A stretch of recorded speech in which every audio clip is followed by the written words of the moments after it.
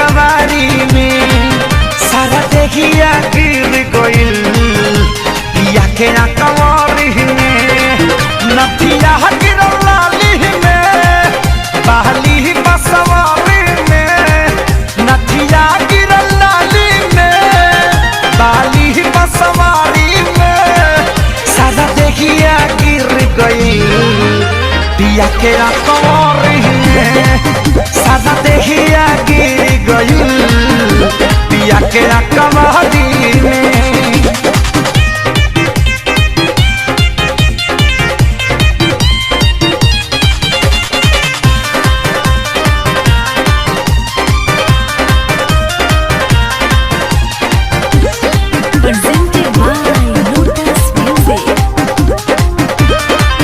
नहीं होश में हम तरहनी बतिया केहू से ना कहनी हमरो तमाचा आइल पीड़ा धीरे धीरे सहनी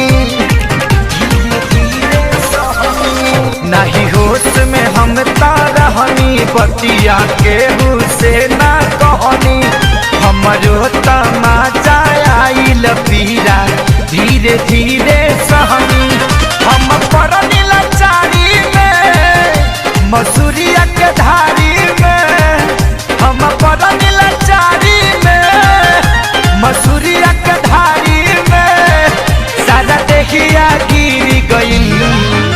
पिया के कवारी में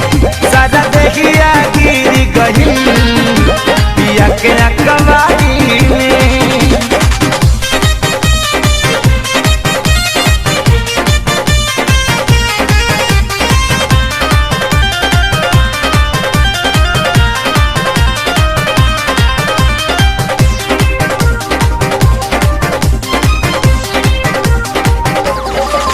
जब गाल में दतबा हलल तबे नु पता चलल